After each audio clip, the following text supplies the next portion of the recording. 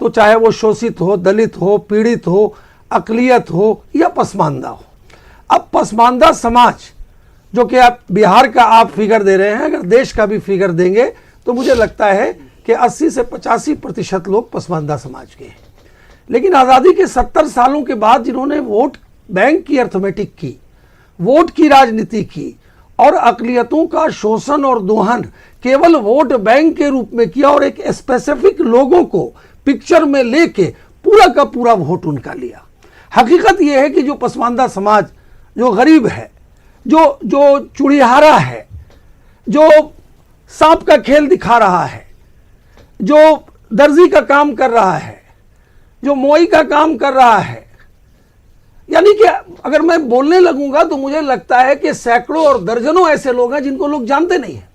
अभी भारतीय जनता पार्टी के यशस्वी प्रधानमंत्री ने देश के अंदर राज्यसभा में पसमानदा समाज के लोगों को कश्मीर से दिया, जो गुज्जर समाज के हैं। लेकिन पसमानदा समाज में जो लोग पीड़ित हैं, अब उसमें कई ऐसे नाम हैं। अगर नाम गिनाना शुरू करें, जैसे आपने कहा कि हमने नाम गिनाना अगर मैं शुरू करूं तो इसमें काफी वक्त लग जाएगा, तो वैसे पीड़ित, शोषित, वंचित और जबरन दबाए गए लोगों की फेहरिस्त है। मॉब लिंचिंग में भी जिन लोगों की मृत्यु हुई, जितने भी पीड़ित हैं इस देश में, जितने भी पसमानदा मुस्लिम जो पीड़ित हैं, हमें जरा बताइए, उन्हें भी तो न्याय का भरोसा है।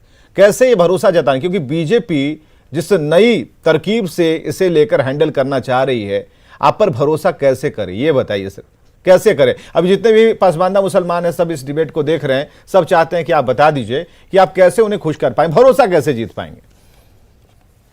नहीं, ये तो आपका स्पेकुलेशन है।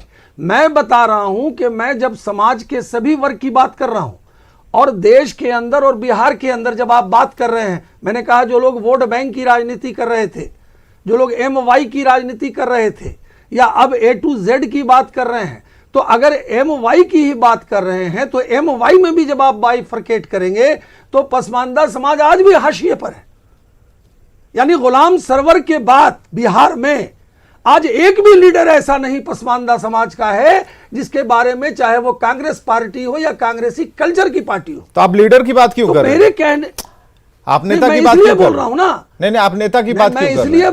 हम तो पूरे समाज की बात करेंगे ना, पसमानदा समाज की बात कर रहे हैं हम, किसी लीडर की बात नहीं। अब तो फिर वही उसी फॉर्मूले पर आप आ रहे हैं कि हम 100 में से किसी एक को चुन कर नेता बना देंगे और बाकी के पसमानदा समाज के जो मुसलमान है वो समझ लेंगे कि हमारा प्रतिनिधित्व हो गया। ऐसा तो नहीं होगा ना। अरे भाई, हाँ, मैं तो वही बात बोल रहा हूं, बोलने तो दीजिए। जैसे मैंने कहा कि गुज्जर समाज से कश्मीर से ला करके उसको राज्यसभा हमने बनाया, तो जो समाज का अंतिम सीढ़ी पर पसमानदा था, पहले तो मुझे दिखाना पड़ेगा ने, करनी और कथनी को दिखाना पड़ेगा। और जब हम करनी और कथनी को दिखाएंगे, जब हमारे जो अकलियत के लोग हैं और वो जानेंगे कि जिसको कोई भी नहीं जान रहा था, उसको ला करके जब हम सामने फ्रंट लाइन पर लाएंगे तो ऑटोमेटिकली जो उस समाज का लोग है वो जानेगा। ये तो आरजेडी करके दिखा चुकी है, जेडीयू कांग्रेस करके दिखा चुकी है। नहीं, वो केवल दिखावा की है, हकीकत में उसने इंप्लीमेंट नहीं किया। हम हकीकत में इंप्लीमेंट करने की बात कर रहे हैं।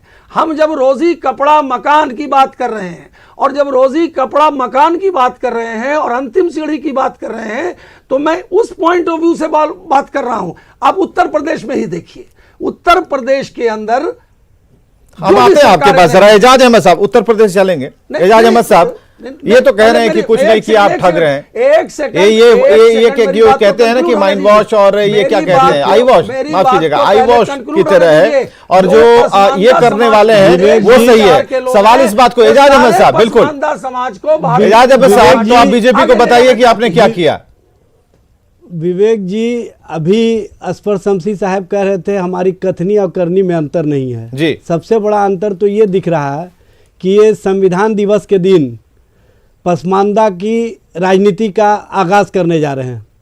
लेकिन विडंबना ये है कि अभी इन्होंने धारा 341 के संविधान संशोधन की बात चल रही थी। पसमानदा समाज के लोग चाहते थे कि हमको अधिकार मिले, हमको उसी तरह का अधिकार मिले जैसे दलित को, जो हमारे समाज से दलित वर्ग के लोग हैं, जैसे धोबी का जो काम करते हैं, जो रंगरेज हैं, जो लालबेंगी है, जो डफाली हैं, जो हलालखोर हैं, उन लोगों को भी धारा 341 में अमेंडमेंट करके उसी तरह की सुविधा दी जाए जैसे दलित समाज के हिंदू वर्गों को मिलती है। लेकिन अफसोस की बात है कि इन्होंने एफिडेविट दिया अभी हाल में माननीय सर्वोच्च लाइए स्क्रीन पर लाइए, एजाज अहमद के साथ लाइए। धारा 341 के संविधान संशोधन को और सख्त किया जाए और जो दलित समाज से आते हैं हिंदू वर्ग की तरह ईसाई और मुसलमान, उनको सुविधा प्रदान नहीं की जाए। अगर उनको सुविधा दी जाएगी तो कहीं ना कहीं वो धर्मांतरण की स्थिति को बढ़ाने का काम करेंगे। ये राजनीति इनकी दोहरी है। दोहरी राजनीति का अगर कोई प्रमाण है तो वो भारतीय जनता पार्टी है। अब भारतीय जनता पार्टी दोहरी राजनीति करने में जिस तरह की चैंपियन है, वैसे लोग कभी भी पसमानदा समाज के हक में कोई बात नहीं कर सकते हैं। और सबसे बड़ी विडंबना ये है कि ये नफरत की राजनीति करते हैं। इनका इस पर आएंगे। हमारे एक दर्शक हैं शौकत अली अंसारी। शौकत अली अंसारी पूछते हैं, नहीं शौकत अली अंसारी असफर शमशी से पूछना चाहते हैं कि धारा 341 पर क्या कुछ कहना है, उसका अधिकार दे सकती है। धारा 341 पर क्या कहना है? ये सिर्फ और सिर्फ लोगों को बरगलाने का काम। ठीक है, उन सवालों को ले लेते हैं ना। देखिए कई लोग हमारे साथ जुड़े हैं इस वक्त सोशल मीडिया पर, उनका सवाल लेना जरूरी है। को रोजगार के मामले में किए हैं। ठीक है, बताइए जरा 341 पर के शमशी साहब, क्या बीजेपी की पार्टी लाइन है? देखिए मैं पहले ही कह रहा हूं ना कि जब हम बता रहे विवेक हैं जी, पार्टी लाइन तो स्पष्ट हो गया। अभी बोलिए कि सुप्रीम कोर्ट में इन्होंने एफिडेविट दिया है। नहीं चलेगा, ऐसे पार्टी लाइन तो स्पष्ट है। ये पूछिए ना कि आपने क्यों एफिडेविट दिया, आपने क्यों एफिडेविट दिया, ये पूछिए इनसे। सवाल इनसे ये पूछिए कि एफिडेविट क्यों दिया। आप नहीं डिक्टेशन दीजिएगा, शांत रहिए, जब आपकी बारी आएगी तो बोलिएगा। नहीं, यहाँ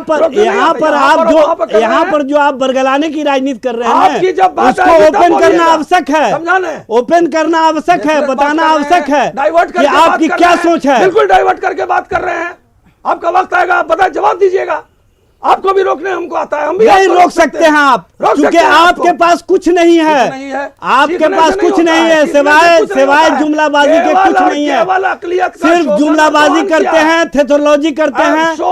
स्पष्ट रूप से आपकी कथनी और करनी में अंतर है। इसीलिए आप कहीं ना कहीं जब आप मुस्लिम विरोध की राजनीति को अपना एजेंडा बनाए हुए हैं तो आप मुसलमान में पसमानदगी की बात और पसमानदगी को दूर करने की बात कैसे कर सकते हैं? अरे रिजेक्ट तो आप हो चुके हैं। बिहार में आपको रिजेक्ट कर दिया, बिहार में आपको रिजेक्ट कर दिया। आप बिहार में सत्ता से बिलगाव हो गया, आप सत्ता से अलग हो गए हैं, बखलाहट में, बेचैनी में है।